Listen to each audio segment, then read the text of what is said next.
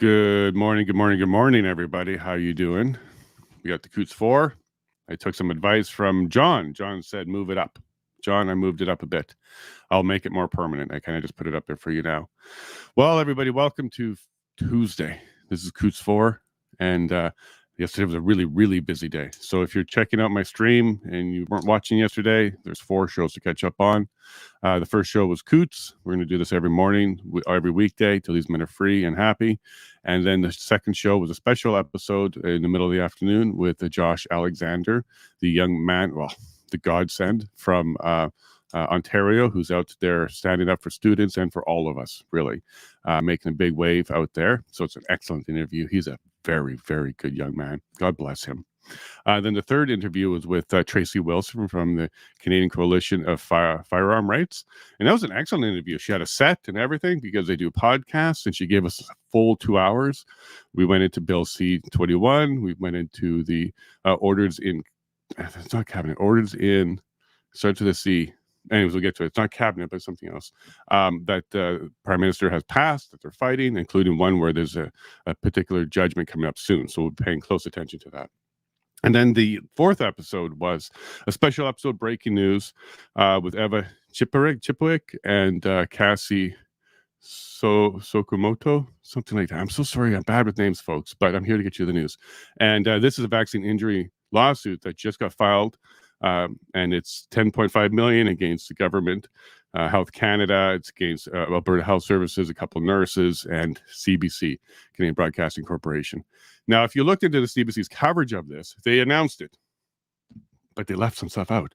Right in the headline, they said CBC being sued for $10.5 million.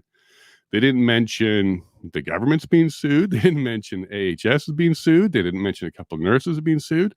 So the CBC very, very quickly zoomed in on just CBC, plucked themselves out, made a headline, and make it look like they're being attacked for misinformation, when the entire lawsuit's a little bit broader than that. They are party, and that definitely play a role in the misinformation portion of the lawsuit. But the lawsuit's also about neglect and injury. They didn't cover that. They were just covering the fact that they have misinformation, a lawsuit against them. So in typical CBC fashion, they're taking care of themselves. They're highlighting themselves. They're trying to make themselves look good. They don't care about all the details at all. They cherry picked just a portion of the lawsuit and complained about it. Time to defund CBC. Time to let the market take care of that. If people don't want that news or that kind of news or that style of news, they won't get it. So thank you very much for that. And now we're going to get started. We've got a guest today. His name's Zach Schmidt. He's from the Schmidt House podcast. He is very, very tuned in to gun rights and the entire gun subject. He's, of course, he has his pal, and he knows what he's talking about. And we also have Donald Bass back, and I believe Granny's also going to be coming. She might be running just a little bit late.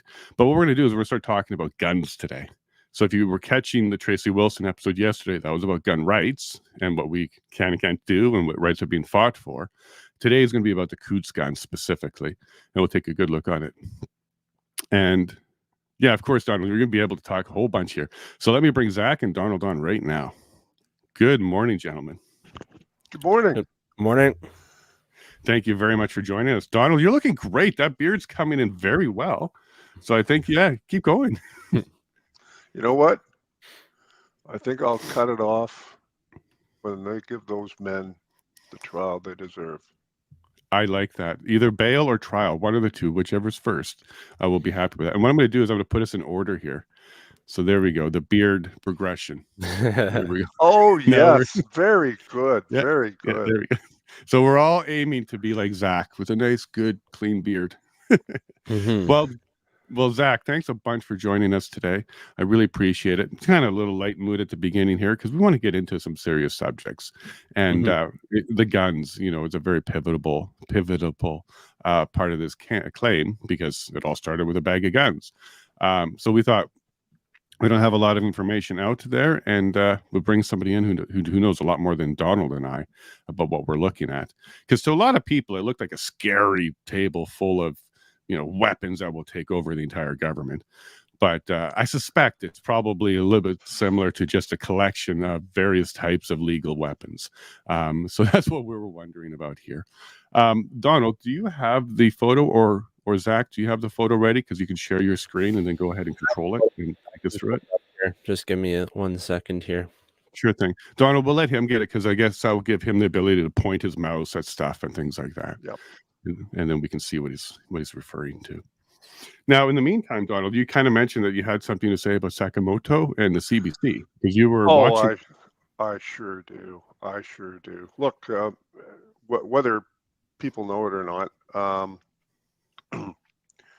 yesterday we heard, we saw the announcement that Carrie Sakamoto, a 47-year-old vaccine-injured mother from Alberta, Confirmed vaccine injured, right? Absolutely. She's been confirmed. She even got a payout from the government. It was Pfizer, and she has Bell's palsy and all sorts of things. And it's the poor woman. But you know, she's one of millions. But today we're going to talk about her because she has filed this lawsuit, and she has included the Canadian Broadcasting Company because, like the doctors, like the government, like the Canada Health Agency, that she included all of those. As time has marched on, we know that these people, these institutions, the government, and the media, they knew that Canadians were going to be seriously injured and die because of these new experimental mRNA gene treatments. They even changed the definition of vaccine so they could give these things. This is a worldwide crime on a scale that is being revealed day by day, day by day. Now look, I'm all about evidence. I'm a former police officer. For almost 50 years, my life has been about evidence and analyzing evidence. I said the words, I'm arresting you for parking tag charges. And I've said the words, you're under arrest for murder, and everything in between. But it's all about evidence. Now, you want some evidence that the major legacy media is totally controlled by the government in this country? Just open up a screen right now and search Google. Search Google for Carrie Sakamoto. Carrie, C-A-R-R-I-E, Sakamoto, S-A-K-A-M-O-T-O. And you're going to get a grand total of 7 hits who are covering a story. I say that this is biggest news we've had in a long time. Yeah, absolutely. This is one of the most important stories. It is. I've read the amended statement of claim, and it's one of the most powerful, damning legal documents I have ever seen. Agreed. And Leah, I'm doing it right now to show everybody. If you Google Carrie Sakamoto in quotes, okay? Yes, we got the full name right. Yeah, you've got a YouTube by her. You've got a Rebel News story, Western Standard. You've got my tweet. Wait, there's no CBC. There's no major. There's no major, major news media at all. Now, go to cbc.ca.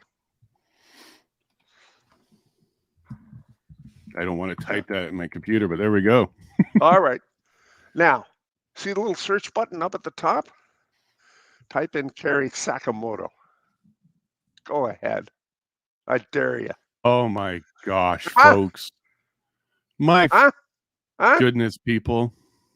You seen this? This is live. Yeah. Yeah. This is all right, what does that tell you?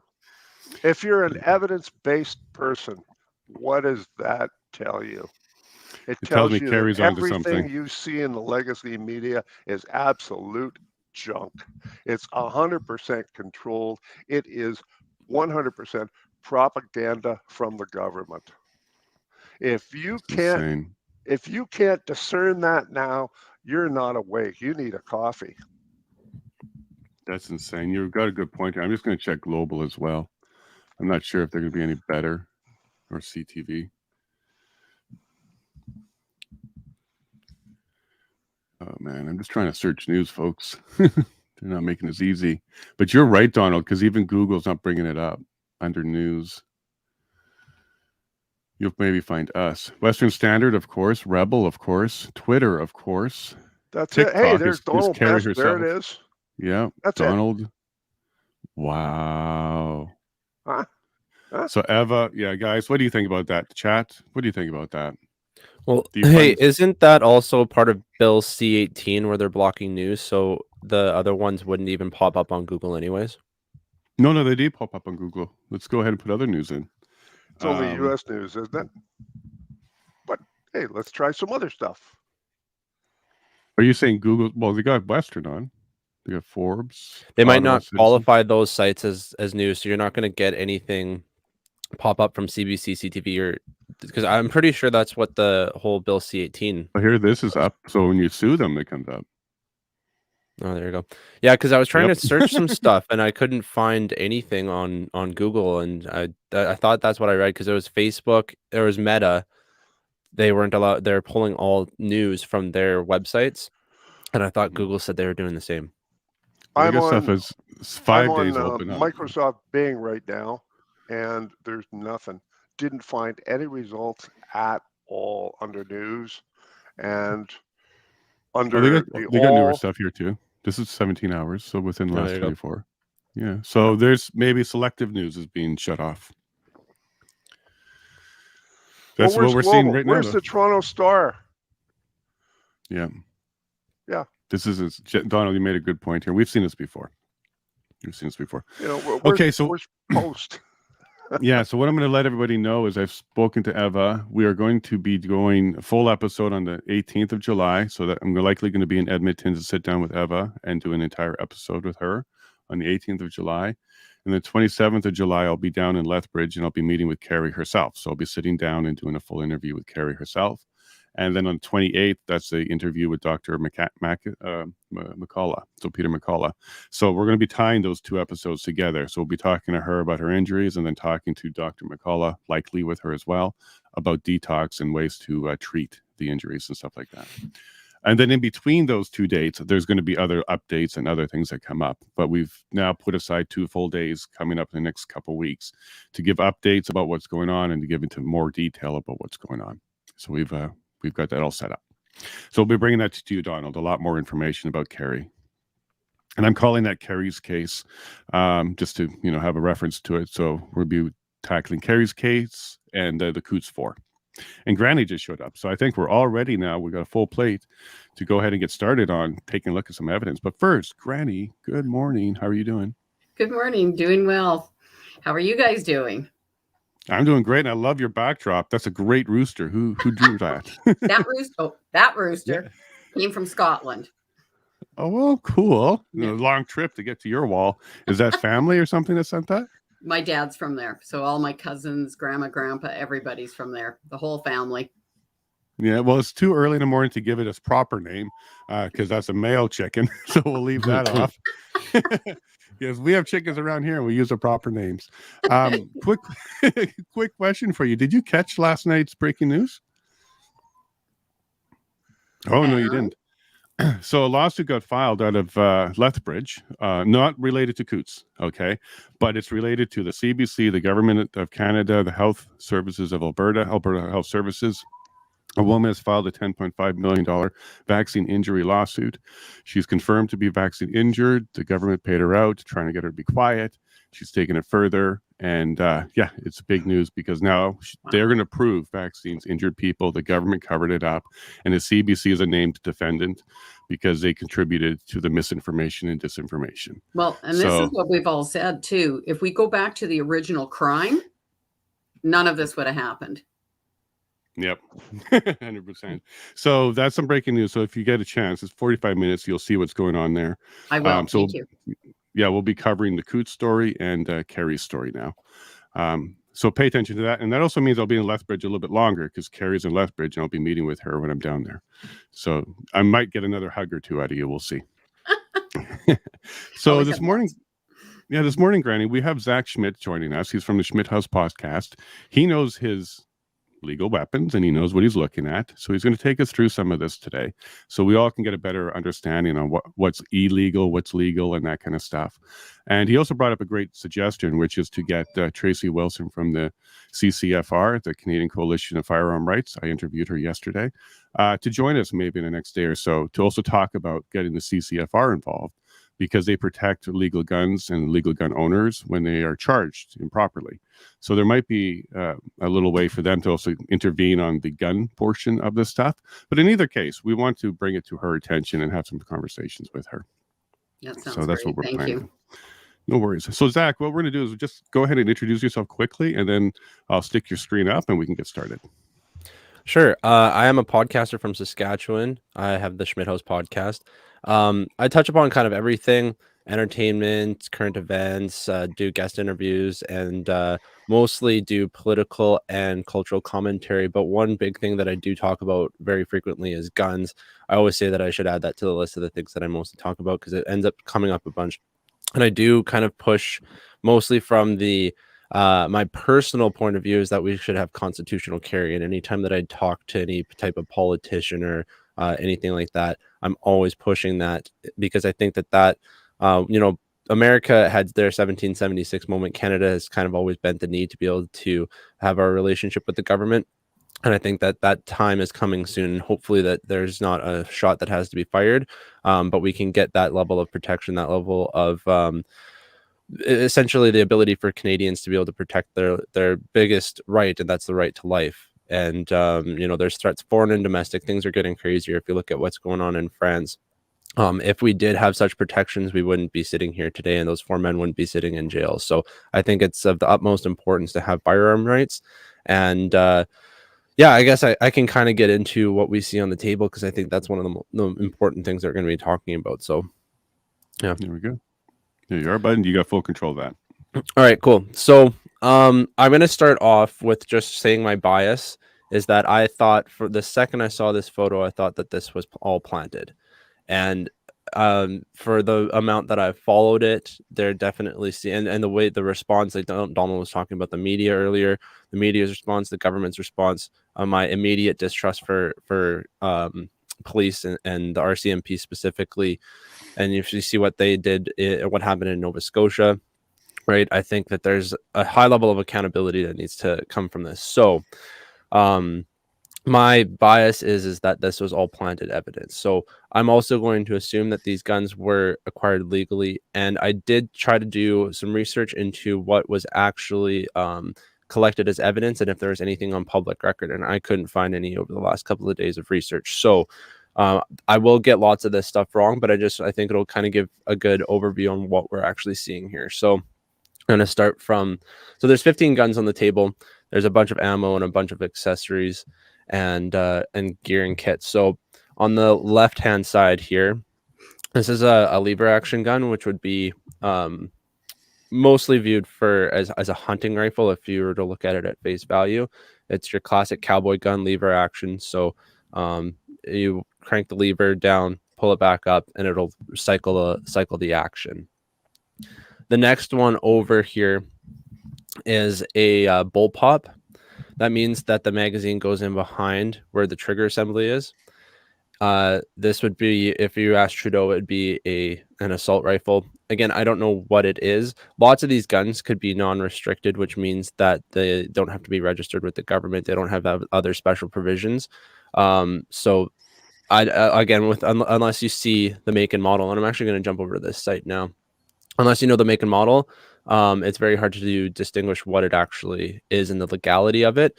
But there's a good site, Armalytics, here. So if any of you gun guys haven't actually checked this site out, it gives you all of the information on any guns. You can type in make, model, anything like that, and it'll pop up and tell you, like this one up here is affected by the OIC gun ban, right? And you can actually sort if you go down here. Where is it here? Legal classification right here. So you can sort by what style they are and actually see it if it's affected by the OIC. So you can actually see there's 2,065 guns that were affected by the OIC, which you and Tracy were talking a bit about yesterday. So if we knew the make and model, we could plug it into here and actually see the legality status. Anyway, so that one's a bullpup. We see some magazines over here. This one again looks like a typical hunting rifle. This would be a bolt action. So you would cycle the bolt each round, so it only fires one cartridge at a time. And it's got a big, it's dressed up in camo, and it's got a big scope on it. So I would say if you looked at that, you'd just call that a hunting rifle. We have more magazines and on like a belt clip thing. Right here, this was really interesting because this looks brand new. So this would be a plate carrier, often used in military operations, but I'm pretty sure body armor is legal in Saskatchewan. I'm not sure about Alberta. Some places in Canada, you have to ask permission to be able to have body armor. So this is a vest that would carry body armor. It actually has the side inserts as well. So you could put body armor on the side to protect your ribs. You'd have one plate carrier in the front and one in the back as well. And then on here, you see these are called molly ladders, so you can put on other gear. So you can put extra mag holders or a knife or a walkie-talkie and stuff like that. It's really useful to be able to clip extra gear on there. I think this is the an Alberta patch. You have an American patch and then infidel patch. So that would, I think, suggest that I kind of view that this is being framed. So having that is just there to make it look a little bit more scary. This is just basically a vest. I doubt there's actually plates in there. That's what I was about to say. So I just looked it up, and in Alberta, you can get a permit for body armor, but you need the plate. I don't see a plate in there. Without a plate, it's not armor. Yeah. Hang on, gentlemen. I don't know, but that might be a Kevlar vest, which is body armor. Well, Donald, there's a plate hole right there at the top where you can. Yes, right. So it would actually probably be in behind. It would have a Velcro thing in behind that you would flip up and shove it behind. Like this is a pocket right here. It looks like you could pull it open in the front.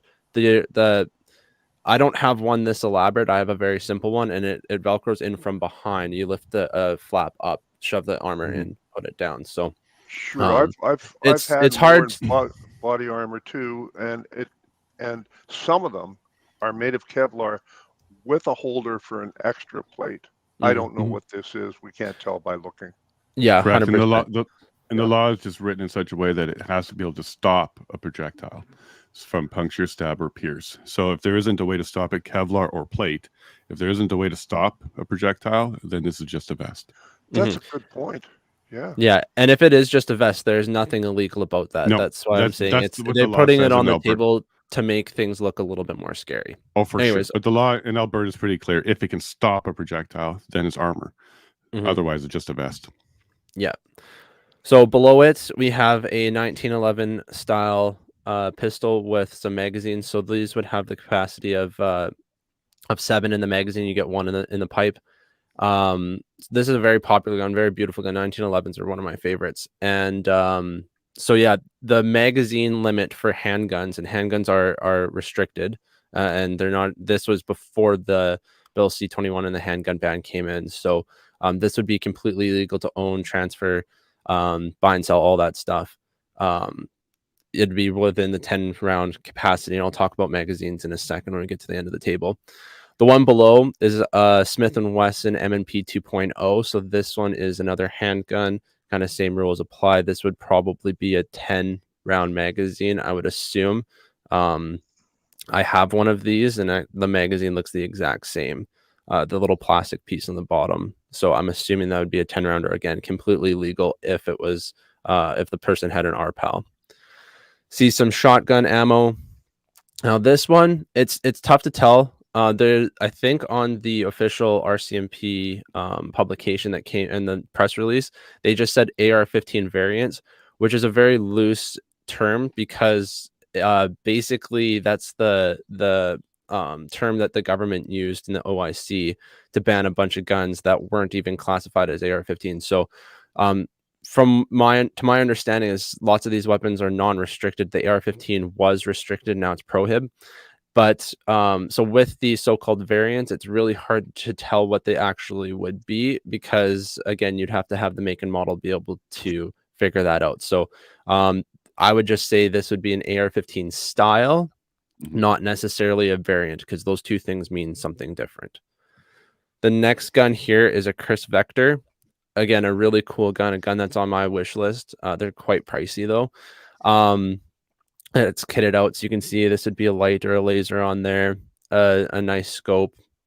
This isn't the usual stock that's on there. This looks to be an extendable one. So the ones that are usually on Chris Vectors are collapsible, and it also would have a full barrel length. So this one might actually be non-restricted. The ones with the shorter barrel length, I think, I don't even think you can get them legally in Canada. So very cool gun. We have some bear spray on there, and here is another. Yeah, very dangerous, especially if you're a young kid swimming in a Regina pool. It can be dangerous. What's that mean? Happened with that? Yeah, so about a month ago, there was a big pool. They did this big renovation to a pool, an old pool in Regina. And on opening day, someone went through the locker room with bear mace and maced the entire thing on the brand new grand opening. That's Regina for you. So anyways, yeah, so we got another AR-15 variant that's, or not variant, style rifle here. This one I bet you would be maybe it's really hard to tell. You'd have to be able to see what's stamped on the side. So we have another lever action painted up in camo. Again, this would be a single shot, so every single time you cycle the lever, it will kick out the round that was shot and then cycle a new one in here. We have lots of bullets here on the side and some shotgun shells. But the thing that is concerning is right here. So the magazines. So this one seems more than 30 capacity. These ones would be your typical 30 capacity. Now in Canada, semi-automatics can only have 5 rounds in the magazine. So when you have these are I would say pretty hard to come by unless you smuggle them in from the States. So these would be probably chambered, or these would be magazines for something like the AR-15 style ones, chambered in 5.56, and so that's something of concern, because these aren't. Can very you zoom in easy. a bit to the little window there? Can we see if the bullets are actually in the bottom? Because there's a view window on those. Yeah, so if it was 5, you'd probably stop right about here. But they do have the window, so you can see that there's putting in there. And I would assume that these are 30-round magazines, so I would bet you that there's 25 in these two. These ones look a little bit more full. But yeah, so that's something to think about as well, just because it's not these aren't easy to come by. 30-round magazines in Canada, because we have to have ours pinned to 5. So you could technically remove the pin, which would be very illegal because you're modifying the magazine. Capacity. Yeah. So I don't know where these came from. It'd be very difficult, like I said, to get them in Canada. Can you go back for a second? Yeah. Does the blue tape mean anything to you? Lots of people, when they have, say, different magazines that look similar or have different rounds, they'll identify them with tape. They'll put a red stripe, or like a red thing, a blue thing, a yellow thing, just to be able to identify what type of ammo that is in there. So if you have in your gun safe, you have them all tipped up, right? And you know you're going to the range with 223, right? You grab your blue ones. If you know that you're doing ones with like 9mm or 45 ACP, instead of having to actually check the rounds that are in there, you would tape your magazine so that ones that look similar, you just be able to grab and go. Very popular for things such as pistol caliber carbines, just because they use the smaller rounds, and they usually will take Glock magazines. So the Glock magazines would be the most popular ones for those types of platforms. So there's some technical stuff, but it's just to be able to identify. Now, I received a tip that somebody says in the military for training, they mark them blue when they're non-lethal and yellow when they're not even explosive. So that's just for training. This is a tip I received. Now, that doesn't mean these are military or anything like that, but what it could mean is somebody is from military, may have kept that habit, and we don't know if those are live rounds or not. But this is one of the tips I received, that in the military they mark it blue for training because they're non-lethal rounds, and then yellow when there's no fireable weapon. So it just looks like a gun, maybe for parading and stuff. I was trying to get a vet in, somebody in the military as well, to confirm that. But that's just a tip I received. That was if you knew about that. Yeah, it would make sense. I mean, you could have your own color-coded thing, but yeah, when you get magazines, like you get these ones would be, I would assume, like your 223, 556 ones, which would go in your AR-15s. But again, like you could have something that looks very similar. Would that be the one with the scope just to the left? Is that the gun these would fit into? It would fit into this. To that one, yeah, or this one, I would say. It could Black also Navy. fit in this one. Okay. Now, that would usually be what it would be. Apart from the magazines and the possible vest, because we don't know if this will stop the bullet or not, do you see anything illegal on this table other than the vest and those cartridges? Are you allowed to have that much ammunition in a box like that? Is that allowed? Yeah, absolutely. There's no limits on what you can, and so that's again where the media kind of just runs with it. Oh, they found 1,000 rounds or 10,000 rounds. It's like 1,000 rounds really isn't that much. Like, if you have a busy day at the range with a friend or two and you're supplying the ammo, you can easily rip through 1,000 rounds. That's not hard to do, and it also depends on what you're shooting. If you're going to be shooting like a larger caliber, you might get sore and not be able to work through 1,000 rounds. Plus, it gets expensive after a while. So, but yeah, if you watch lots of gun videos from people down in the States, 1,000 rounds is absolutely nothing. That's like going to the grocery store and getting like a 250 milliliter jug of milk, right? It's really not that much. Okay, here you go. So on that table, we may have a potential violation of the vest if that can stop bullets and it's not registered. These are assumptions we're making. We're assuming that it can stop a bullet and it's not permitted, like registered, because you're allowed to have it if it's registered. And then possibly the magazines may be over capacity. So that's kind of what we're looking at, maybe as potential charges. I'm not saying they are. Everything else you'd have to verify. Like the handguns for sure could be illegal if they don't have their RPAL. And then there's storage requirements that they have. So this was taken from someone's house, correct? Like that's the narrative. Okay. That's the narrative. Okay. Right. But what we're going to focus on here today are not the PALs or anything outside of this, because we don't have that information. But what we're going to focus on here is what's illegal outright. Like if there was a bazooka here, you could say, well, that's illegal. So apart from the PALs and the RPALs that are required to own this stuff and the storage and the transportation laws, we'll leave that outside of the context for now. But other than the vest and the overcapacity magazines, and again, we don't know if those are live rounds. So if that's a training magazine, we don't know. But those could be potential violations, but nothing else on top of the table so far. Yeah, that as far as a legal stance, again, you would have to have the make and model of these, run them through the site like Armalytics, or search it up here to be able to actually find it. Because like it will even just do this. So if you go AR-15. And this is where, like I said, there's going to be tons and tons of variants, right? Affected by ban, prohibited, shoots 223, 300 blackout. Okay, so you can just scroll this list, and there's going to be a bunch of different makes and models of AR-15. Let's go. Put the timeline in. Were these illegal or banned at the time of this photo? Yes, they would have. They would have been a part. The AR-15s. Oh, I see. But again, like so, this one, it looks scary, but it realistically could be non-restricted, right? So you wouldn't have to register with the government. It wouldn't have as the storage requirements and the transportation requirements, because it would be non-restricted. And I would guess that one might be, but this one, again, it depends on what the make and model is, if it would be covered by the OIC. Okay, and what we learned from Tracy yesterday is even though the OIC has some restricted guns and banned guns, the government's not currently collecting them or having people turn them in. Yes, correct. They would have to be sitting in their safe. So again, if this was collected at someone's house and this plate carrier is empty and there's no armor in it, right? If these were properly stored and they had an RPAL, if this is a non-restricted, not on the OIC ban list, and all of this stuff was kept in their safe and an ammo cabinet and stuff like that, like there could be 0 charges. Again, this is something that would be a little bit more concerning, the magazines, because you can't get them in Canada. You can't legally buy them. And if you were to bring them across the border, again, that would be illegal. So that would be one thing. If they did have these sitting in their safe, that would be something to press charges on. Sure. Yeah.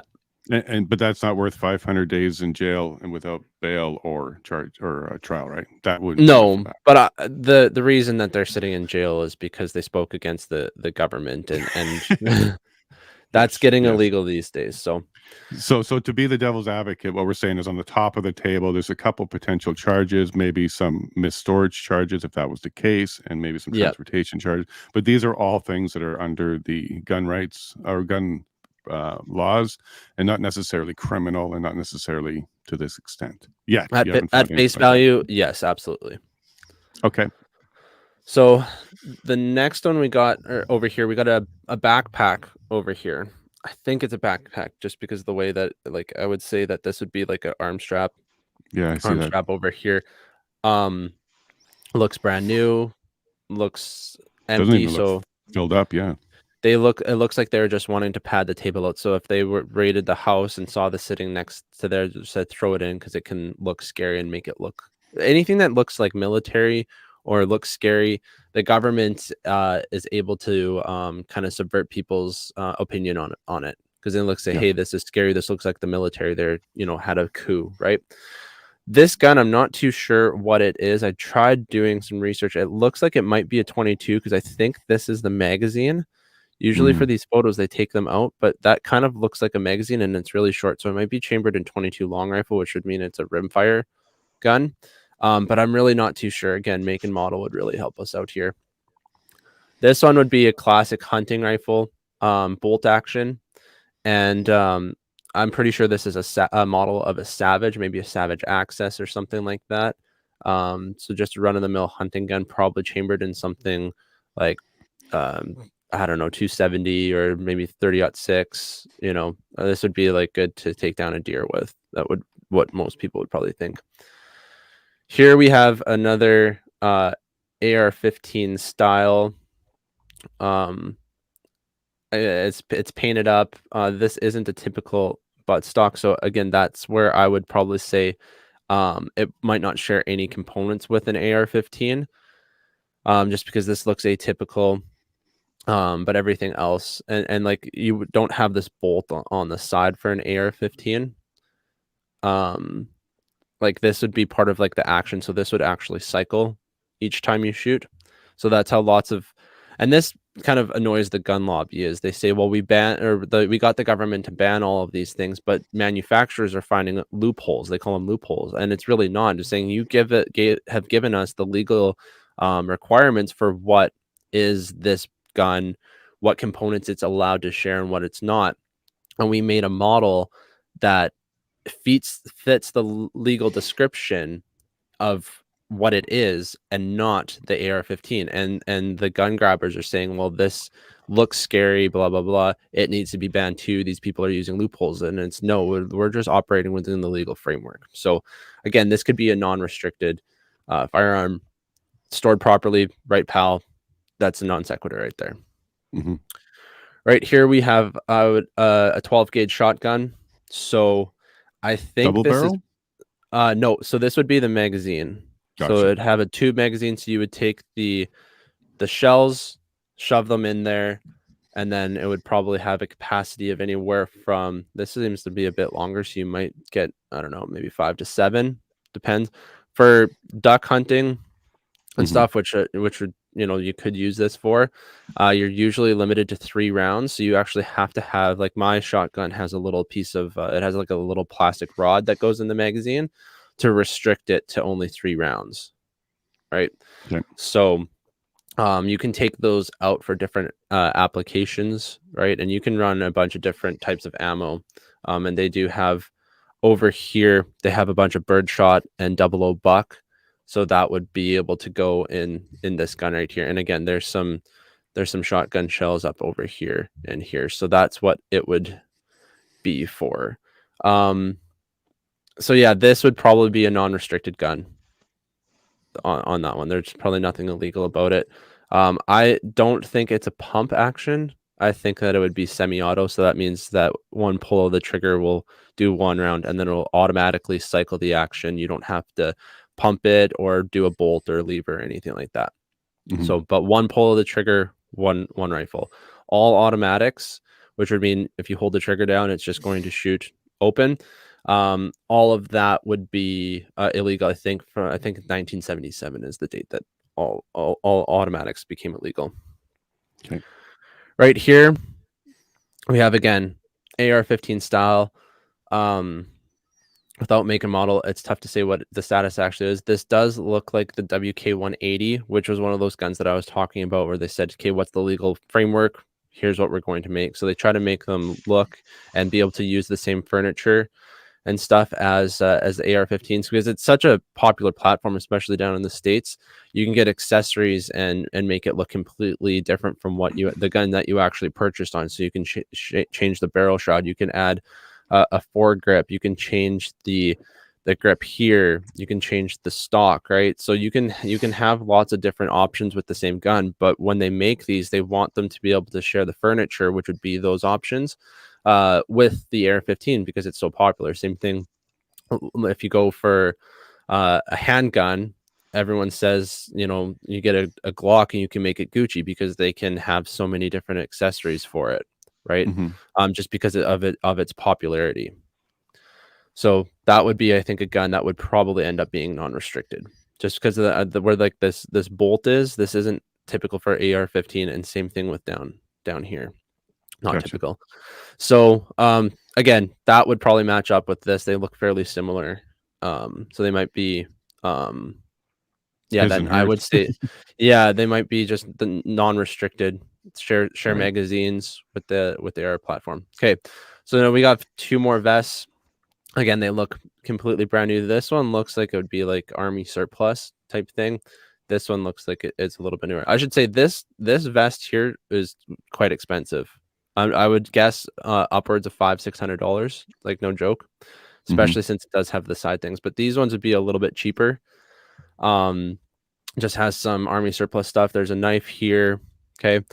Moving on to this one, we see the scary diagolon patches, which was part of the reason that they invoked the Emergencies Act, which again, when you see them trying to connect the dots that way, it looks awfully fishy that this was kind of planted as evidence to be able to kind of kickstart all of that and say, this is because they needed it to be interprovincial as well to be able to do the Emergencies Act. If it was just isolated to one city, it would have been a lot more difficult to be able to do. So the fact that they were able to say, hey, all the way across the country, they have anti-hate writing articles the second that this drops, right? So these are probably the most illegal and scary things on this table here. So keep that in mind, and that's kind of the mindset that I'm thinking as soon as I saw that. Now, when you say flag. illegal, you don't actually mean actually illegal. This is what they're trying to imply.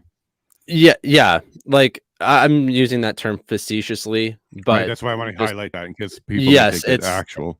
Having patch, and you know what? This was brought up in the POEC when Jeremy testified as well. They asked him if he knew Chris Lysak, and he said, and the answer was no. It was no. He's like, he knew of him, but they had never really, and the connections that they did have was so loose. I would not say that they knew each other. And then above and beyond that, Diagolon didn't create patches and sell them. Some people just made their own and created their own patches. I have Diagolon didn't actually create these. Yeah, I have a Diagolon t-shirt that I made myself too, and I used the slash on there too. So these people can make it no different than how like if you're a fan of the Saskatchewan Rough Riders, and if there's a Rough Rider patch on there, is all of a sudden are they going to raid the offices of the riders? Like, I don't think so, right? It's there's a patch of Canadian flag. Did they get the PMO's office on the other one? Exactly. Like, and lots of it's all just decoration. It has no tactical advantage, no nothing other than maybe showing your allegiance, but to a comedy group. Yeah, to a meme. Because what we're talking about here, folks, is what came out of the POEC. So I'm actually referring to testimony. The testimony was Diagolon did not create patches. There was no evidence in the POEC that Diagolon created or sold patches. And the testimony was fans of the comedy group create fan art and they wear it. So there was such a loose connection to anything dial along with this other than just a white stripe. So that came out of the POEC. What also came out of the POEC, which I think is important here, no charges on Diaglon related to this in any way, shape, or form, and no members have been charged to this date, related to any of this. So, and that includes coast to coast of the Diaglon membership. So not a single member of this family, this is a comedy family, have been charged in any way, shape, or form related to any of the EA stuff, including Coutts. I just want to put that out there. Yeah, absolutely. So that was another red flag that kind of popped up for me. Black over flag. on yes, over on the end here we got some more mags. These ones seem to be empty, and then we have like I said, a bunch of shotgun ammo over here. There's some shotgun ammo in the bag here. I see birdshot. Yeah, Piece there's right some there. birdshot up here, and then this is 00 buck. I should have actually grabbed a couple of cartridges to show what the difference is, but that's kind of irrelevant, really. But you know, there's some 22 ammo over here. Looks like 22 ammo, just because they're a lot smaller. This looks, it's really hard to tell what type of ammo it is. Actually, this might be 223 or 556, or maybe something a little bit bigger.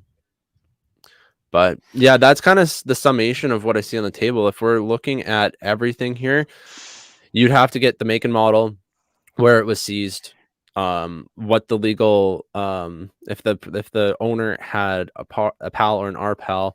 The most illegal thing on here, other than the Diaglon patch, is the magazines here. That's just looking at it at face value. Right. Now, looking at this as a collection, is that enough to overthrow the Alberta RCMP?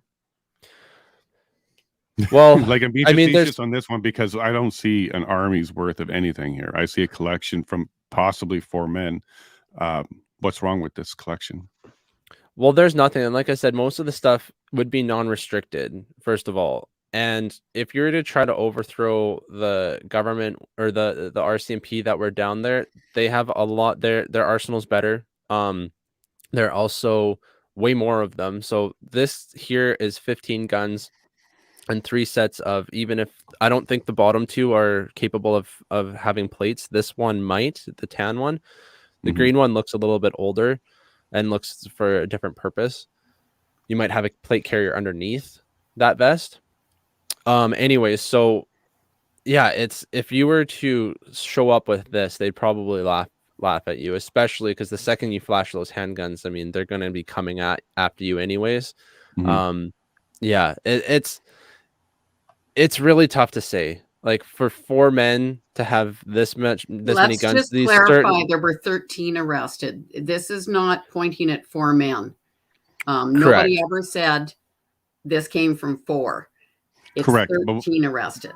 Okay. Sure, we're saying, but if it did come from 4, okay. Still okay. Yeah, because there's I know there's more people charged, and again, like you can only carry maximum 2 at a time, right? So, and use 1. So I mean, like, if you're looking at it that way, I'm just saying that those 4 guys, this would not be what I would personally choose if I was to take down the RCMP. Hypothetically speaking. Hypothetically, yes. Right. And now I also see some very dangerous radio looking like equipment in front of that one vest there. You want to kind of zoom in on those? Because I'm not even sure if they're walkie-talkies or if they're emergency radios. There's different classification. They might be walkie-talkies, but they might be the step up. I can't remember what the step up is called. Ham radio. I'm kind of out of touch with some of that stuff, but yeah, they'd be a little bit more advanced. So these ones, you might, depending on their function, might actually need a radio operator's license to be able to use, depending on what type of what their broadcasting ability is. Right. Depends on where you're doing. So I have a radio license as part of being a pilot. I had to acquire one of those. And what they look like to me are emergency locator. So if you're in the bush and you're stuck or injured, they're emergency locators. I don't necessarily mean they're walkie-talkies, but if they're short-range walkie-talkies, nothing illegal about that. Well, but like, why is this here? Like, right, honestly, with the bear spray and the buck and the bird shot. Yeah, this. It's just to show maybe coordinated effort. But what I see here is maybe 2 people can talk to each other. because you don't have a whole collection of radio headsets and all this other stuff. Like, this was not a militia group ready for anything. This looks like this honestly just looked like someone's basement was raided. Honestly, like 15 guns for the the right person. Like, I know people with a lot more than that in their collection. So don't name them. No, but for what we see here, I would not say that this would be an attempt to take down. If like you're not going to use shotguns, right? You would see a lot more rifles, definitely not any lever action. You would probably want a lot better stuff than what's here, right? Even this Chris Vector is chambered in 9mm. That's not going to go very far. And in a gunfight, close range, maybe this might be a good option, but for the most part, if you're going to be coming up, especially in the situation at Coutts, if it was said what they're being charged for, this isn't what I would approach them with. I have no military background. I should say that up front. So someone else might have, if you get a veteran on, they might have a different opinion here. Well, I don't see any sniper rifles or anything that will shoot from a distance. Everything can shoot from a distance, but none of this seems to be, lethal from a distance. The lethal from a distance would be this one and this one. That's what I would say. This could be chambered in something bigger. It doesn't look like it. It might be like 270, which isn't a huge round, good for deer and stuff. But like these ones might have better capability just by their scope and their setup. But again, these aren't precision rifles. These aren't long range competition ones either. So they're just run of the mill hunting guns. And as Granny pointed out, rightfully, there was a lot of people arrested. So this could be a collection, a couple guns from everybody, for all we know at this point. Yeah, because they haven't identified any of that to us yet, Granny. We haven't seen the trial where they said this was Chris's and this was Jerry's. We haven't even seen that. But we did talk to Jacqueline, who said Jerry did have a couple for sure, because he does hunt. And he would have had one on him, transporting properly. So it's we can say likely there might be one or two of the gentleman's weapons here, but again, what we've been through here is we don't see anything illegal. We have to check models and stuff like that, but just on the surface, maybe the vest, maybe the chamber, the cartridges, that's about it here. And even those would not be things you spend time in jail for. You would have to go to court for it. You will lose the weapons. You may have a fine. You may lose your pal, other things like that, but these wouldn't be jailable offenses. No, absolutely not. Like they might seize everything, but you're still going to be able to sleep at night in your bed. In your home, yeah. They're going to take everything, and then you're going to have to pay a bunch in legal fees to be able to try to fight the government to get it back. But again, you're not going to spend 500 days in jail for something like this. No, you wouldn't spend any time unless you're a repeat. There's a court order. There's some other violation. Maybe you're contempt. But I mean, they hit them with the conspiracy charge, and that I think is the guiding thing here, because once you and same thing that you saw this with like Tamara Leach is once you get hit with the conspiracy charge, it opens up the door for pretty much everything else. Maybe Donald would be able to kind of speak a bit on that, more on that. But that again, I'm operating as soon as I saw this picture come out, I said this is 100% a false flag. This is planted evidence to be able to do that. And if the government had nothing to hide, they would not have to extend this trial to the way that they did. So that I think is damning in the fact that these guys are still sitting in jail. The government has nothing, and they're trying to maybe find the slightest little thing that they can pin on these guys. Yeah, we'll see about that. Now, Donald, you brought up a good point yesterday, I think it was, that on the East Coast for the Nova Scotia incident, it took a long time to even get information about the evidence. But here they're bringing it up, parading it, and showing it immediately. So this is abnormal, what they're doing here in Coutts. We don't see this everywhere else on other cases in Canada. And you want to kind of talk to what Zach mentioned there about the requirements for conspiracy. I'm sure you're aware of what conspiracy is. Sure. And I'm going to be devil's advocate here, because I've laid conspiracy charges, and what the benefit to the prosecution about laying conspiracy charges is that the act of this person over here becomes evidence against this person here. Once you prove that there is a conspiracy, a joint mission to do something that's illegal, you have a conspiracy. And once you can show that conspiracy, and I'll talk about how you show that conspiracy, it means that It means that, let's say, you know what? I'm going to go to drugs. I'm not going to talk about weapons here. I'm going to say about a drug case. So let's say you're going to fly drugs from the United States to Canada. This was a case that I actually had. And you have one of the people who never touched the drugs at all, but their job was to go down in the United States and find a pilot and an aircraft that would do the job, and the pilot was willing to take that risk. So that person from a motorcycle gang went down to the States, hung around at the airports, found himself a pilot with an airplane who was willing to do that, came back to Ontario and relayed that information to another club member. That's what he did. He did nothing else. What happened is someone else had the drugs down in the States. They loaded them in the airplane. They brought them to the airport, loaded them in the airplane. The airplane was flown to, I think it was Manitoba at that time. And then it was taken down, and we had wiretaps and everything like that, people talking. That person who went down and arranged for that airplane never touched the drugs. To our knowledge, he never did anything else to further that conspiracy to bring drugs into Canada. But he was charged and he was convicted because we had evidence that showed that his action contributed to the whole. So, I mean, hiring an airplane, hiring a pilot, yeah, the pilot said he didn't know he was flying drugs. It's not a defense. Well, whether it was defense or not, he was convicted. Yeah, exactly. Because you're supposed to, as a pilot, you're supposed to know every item on your plane. Exactly. You know, I'll take that package for you, but don't tell me what's in it. No, that doesn't really work in court. Okay. Yeah, you're not allowed to. So, and the person who rented the car, and the wife who packed the clothes to go away when she knew her husband was going to be involved in drug smuggling, is guilty. Everybody's guilty for everything that everybody did. Now, you know, there's a politician in Hamilton. If you go to my website, donaldbest.ca, you can read about it.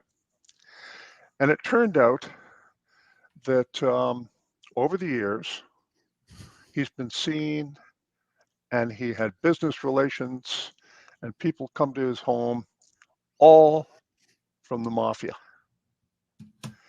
And his argument is that, oh, I didn't know, I'm just a politician.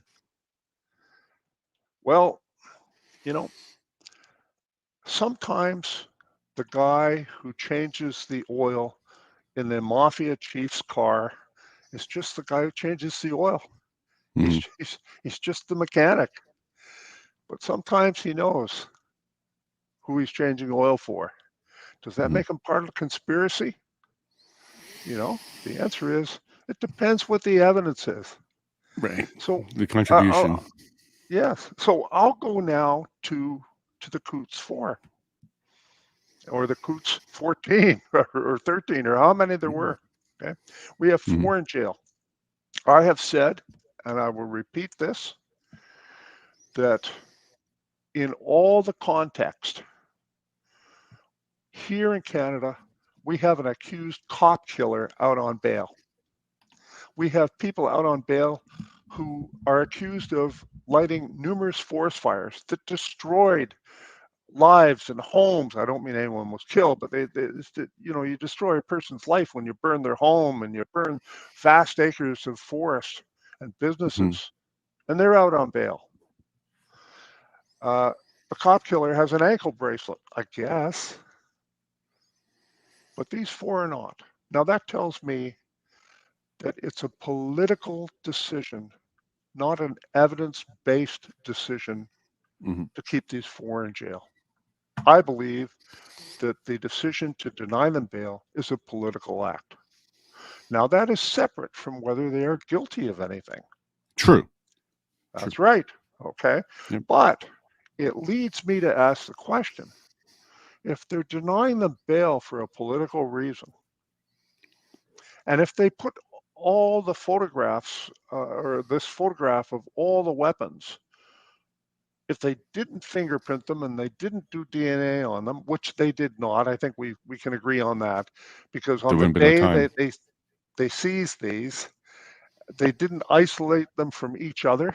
They put a tag on them and they laid them out on the table for the press to see. Yeah, they're not processed at all. That's it. That's as much processing as there's going to be. Nothing's in plastic. So they did not intend to fingerprint or DNA these weapons. And to me, that just means that this photo is for a political purpose. So we've got bail for political purposes withheld. We've got the photo for a political purpose to show how scary everything is. I wonder, do you think they were charged for a political purpose? And there's one more step there, Donald. There's a result of the political purpose. So what was the upside for the government? It was to have the EA and other things enacted. Exactly. It's all a political purpose. So, and I'm not saying they're not guilty. I don't know. They may have weapons charges that are valid. That's right, but they deserve their day in court. Correct. And it looks like they're not going to go to court for 2.5 years. That'll be the total time, I think. We'll see. What we've been hearing now. So what I'm saying is I have grave doubts about the professionalism of this investigation because of how this evidence was not processed properly. I have grave doubts about the political agenda of this entire mission. Once again, doesn't mean that somebody isn't guilty of having that magazine on the table that holds more rounds than are lawful. And I think we can see the rounds in it through the little window. But okay. But we also don't know the source of that. There's a whole bunch of questions. Yeah. Where did they come from? Whose house? Who are they associated with? Even, if it was found, let's say, and I don't know, I'm just making this up. If it was found in a suitcase under a bed and somebody was a guest in that house, does it mean that the owner knew?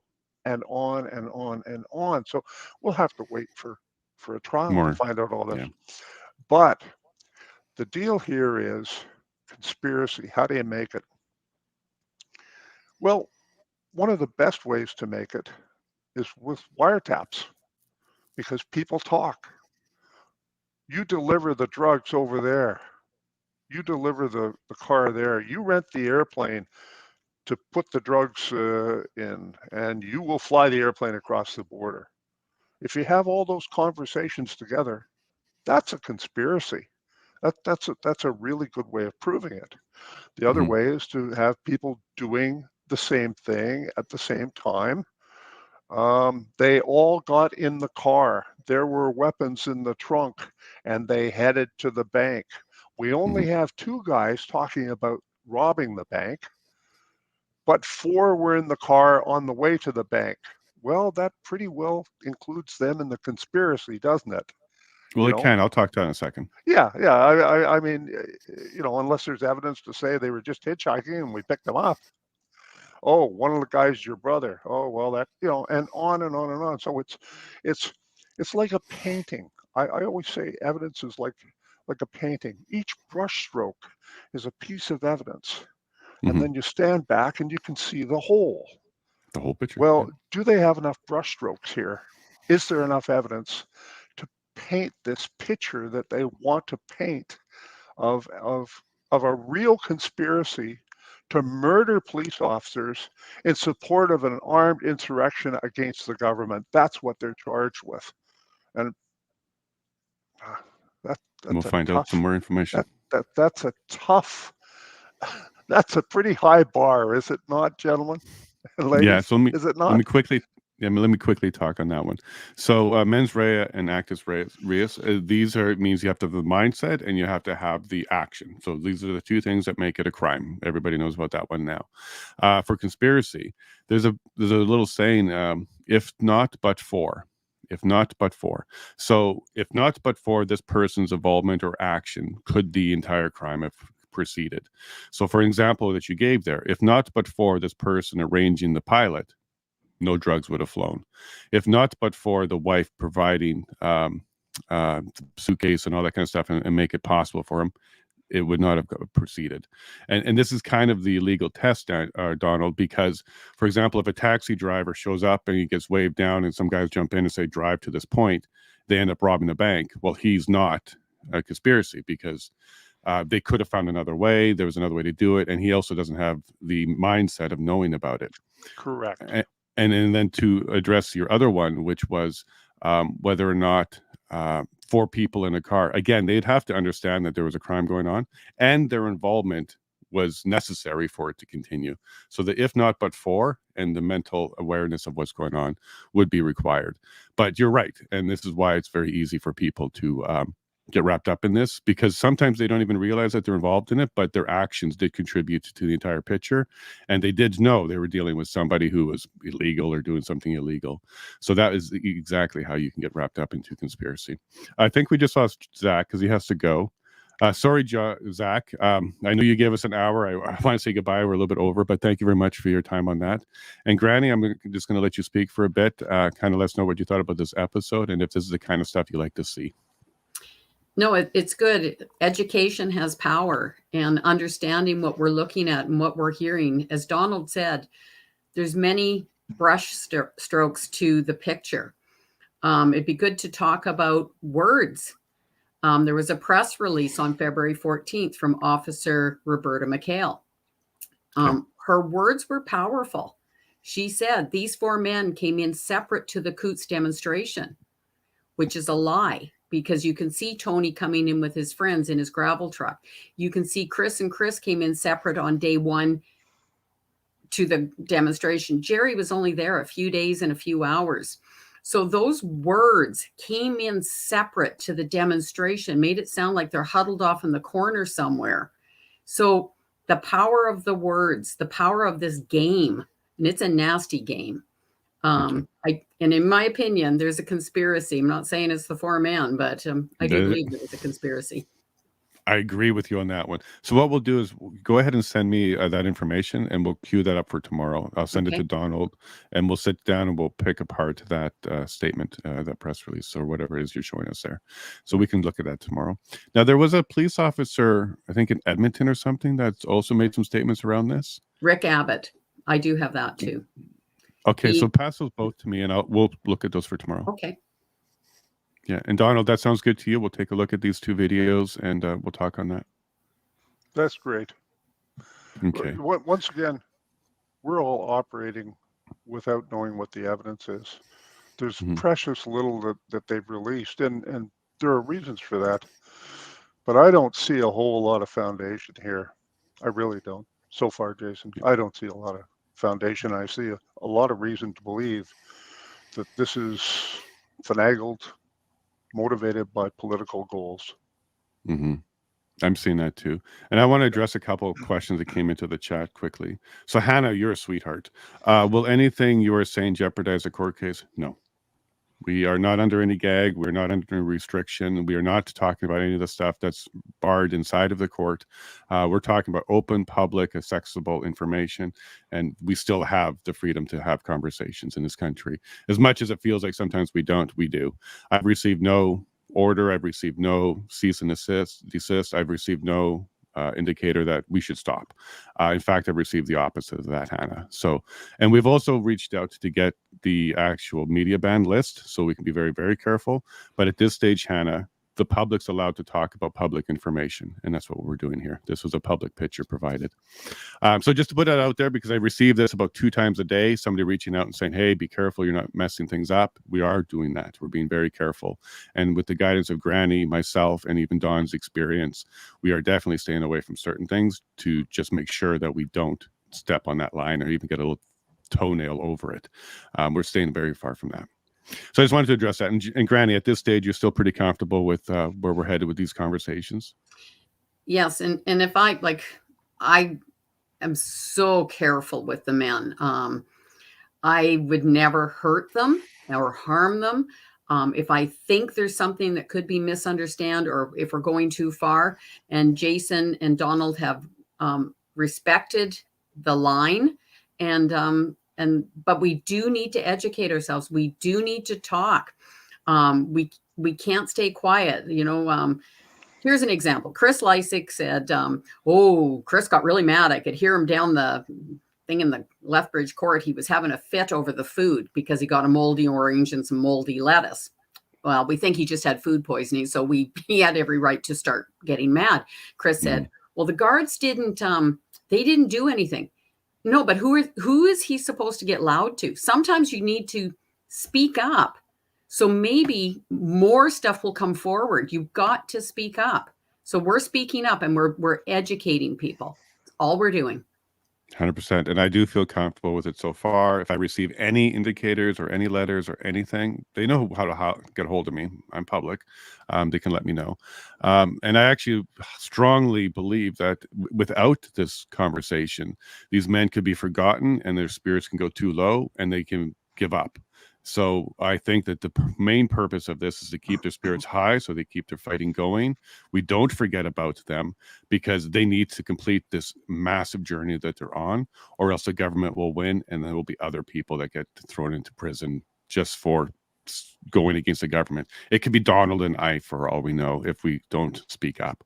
So this is exactly why we need to keep doing it, Hannah, and to everybody else. But we are going to be very delicate and careful, because we want the focus to be on remembering the men, not causing problems for the men. So that's what we're doing here. So thank you, Hannah, for that concern, and I hope that that answered your question. Right, folks, I'm going to wrap up, because again, I have another busy day. Yesterday really took away a lot of my time. I got to catch up. But thank you very much, Granny. Thank you, Donald. So Granny, if you want to just say goodbye, and then Donald will go to you and we'll wrap up. Okay, I'll say goodbye, and goodbye from the four men, and a thank you from the four men. I update them daily on what we're talking about and what's going on. And you're right. They need something in their mental minds for mental health. Like, they need to know that they're seen and that people are talking about them. They need to know this. It's important that they don't feel alone, and they don't right now. And I tell them about Jason and Donald all the time, and the guests. Absolutely. Zach is in there now. We'll be getting more guests, and there's a lot of people that care a lot, Granny. We just can't get them all on the screen at once, but there's a lot. And then Donald, I think you would agree this is important to their mental health and their spirits. Absolutely. It's important to justice, because things must be done in public, and they're not being done in public. So the public must know. But I just want to say about Zach, great to have his expertise here. I mean, he was telling us things that I don't know, and I've been around firearms all my life. So wonderful to have his expertise and his opinion on this case. I agree. And I'm reaching out to more people just like Zach. I want to get some more legal on here, some people that understand human rights, the people that understand the criminal code, defense attorneys. It's tough because they're all being very cautious, because everybody's a little bit of afraid right now, because we're seeing real time what the government's willing to do to innocent people. So licenses and other headaches are real concerns. But we're doing what we can. So Zach was able to step up, and I do believe I'll get a lawyer or two in the coming days. So I'll keep you posted on that. And then John's saying here, perhaps the Coutts Four are a test case by the government to gauge how long free citizens can be incarcerated without trial. Yep, Mandela. This is like the Mandela thing. See how long it takes to break a person. So this is why we're doing this, John, is to make sure that they know that we're here. We love them. We're supporting them. We don't even know what they did, but yet we're here for it. So I think that's what the important thing is. And Molly Jane says, knowledge is power. We need all the knowledge we can get. Thanks for doing this. You're right, Molly. And public pressure is also powerful. So the more people that are coming together, for example, on the 25th, I want you all to go to Lethbridge, wear a white shirt, stand in front of the court. I'm going to be there at 6 a.m. And what I want the judge to see is the support that these men have, the peaceful people, the people that are there loving these men. I want the judge to drive through that and understand that. So if you're going to be able to get there, please do. give you a hug from me, from Granny. I don't know if Dawn can make it, but we're going to spread a lot of love that day. So Miss Kitty, if you can make it, that'd be great. Everybody else, if you can make it, that'd be great. All right, on that note, I'm going to wrap up. This is a lot of work on these shows, and I want to keep bringing them to you. So thank you very much, Granny. Thank you, Donald. I love you guys both very much. Granny, I can't wait for that hug. But we're going to get there. Me too. Yeah, that's awesome. Okay, folks, thank you very much, the two of you. Okay, bye. Bye-bye. Now, Zach. Bye, Donald. Now, Zach, thank you so much for making it. I apologize. I got your little messages at the end that you had to take off for your kids. You are the wonderful dad that you are. You did tell me you had an hour and then you'll wake them up. So thank you very much for that. I appreciated it. And as Donald said, it was good to get additional information about the guns in there. And I think what we got, the takeaway here is maybe a couple infractions, possibly. You know, they say that we all break 15 laws a day without even knowing it, you know, because regulations and laws and ordinance and bylaws, there's so much of that going on that you can accidentally do it. And there's still some questions on whether or not that stuff's illegal. Was there plates? Can it stop a bullet? If not, it's completely legal. It's just like a normal vest. And then the cartridges, if those aren't live rounds, and maybe we're seeing stuff in there, but maybe that's a spring. Like there's a whole bunch of questions still. And even if those are illegal cartridges, and even if there's more rounds than allowed, it's a seizure and a fine, not jail. So in either case, we didn't see anything on that table that would justify a single hour behind bars. So I think, thank Zach for that. And I definitely want to continue with this information. So thank you all for being here. I really appreciate it. You know how I feel about you. I love ya. And God bless.